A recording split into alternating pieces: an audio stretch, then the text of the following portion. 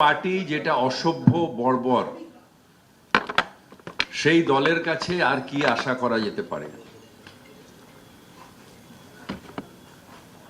বাঙালি অর্থাৎ আমরা বাংলায় যারা থাকি আমরা বাঙালি, সেই বাঙালির যারা গর্বপুরুষ অর্থাৎ যাদের নিয়ে আমরা গর্ব করি, তাদের অপমান সারা ভারতবর্ষের অপমান।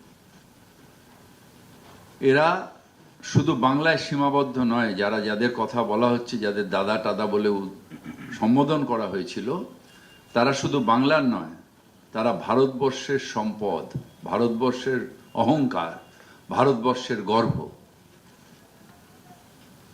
যদি বন্দে মাতরম না স্লোগানটা থাকতো, তাহলে স্বাধীনতা সংগ্রামে হাজার হাজার স্বাধীনতা সংগ্রামী তারা শুধু ওই একটা স্লোগানে নিজেদের প্রাণ দিয়েছে।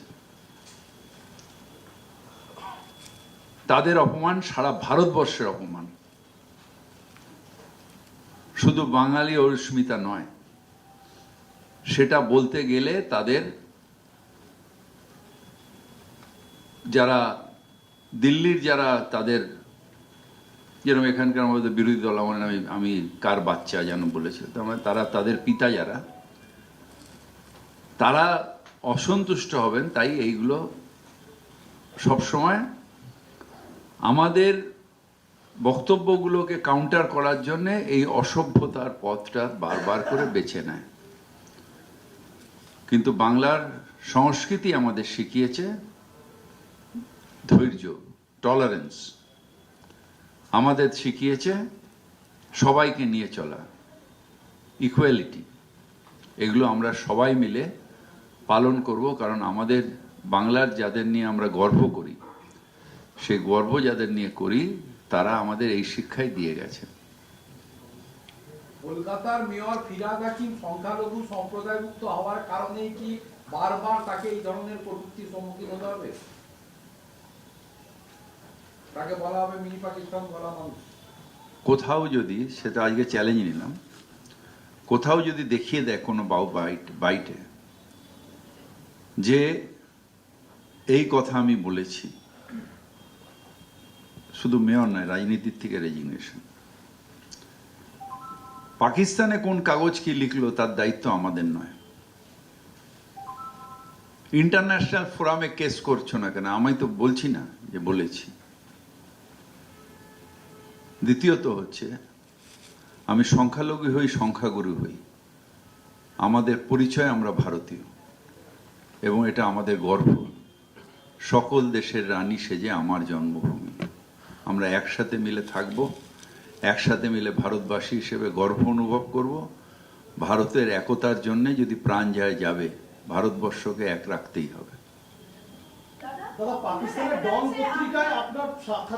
ডন পত্রিকায় আমার কোনো সাক্ষাৎকার হয়নি। ডন পত্রিকায় লিখেছে গল্পের গরু গাছে ওঠে, সেখানে কি লিখেছে জানি না, এবং সেখানে তারা কি লিখেছে আমি উর্দু পড়তেও জানি না, বলতে জানি, পড়তে জানি না। সুতরাং বিজেপি অফিসে পাকিস্তানের পত্রিকা আসে, বাংলায় পাকিস্তানের পত্রিকা আসে না। সুতরাং বিদেশি পত্রিকা, পাকিস্তানের পত্রিকা যখন যার অফিসে আসে, তার সাথে বন্ধুত্ব থাকতে পারে। সেই জন্যে নওয়াজ শরীফের না অনিমন্ত্রিত ভাবেও প্লেন ঘুরিয়ে প্রাইম মিনিস্টার যেতে পারে, কিন্তু আমরা যাই না। তার কারণ দেশের শত্রু আমার শত্রু।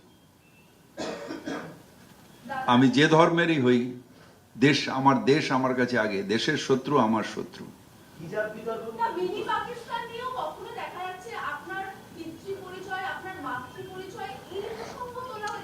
তার কারণ হচ্ছে অসভ্য। প্রথমেই আমি বললাম না, ভগবান এদের ক্ষমা করে দাও, এরা কি বলছে নিজেরা জানে না। বাংলায় এক রাজনীতি ছিল না, এই রাজনীতি থাকবেও না। এরা টেম্পোরারি এসছে, চলে যাবে।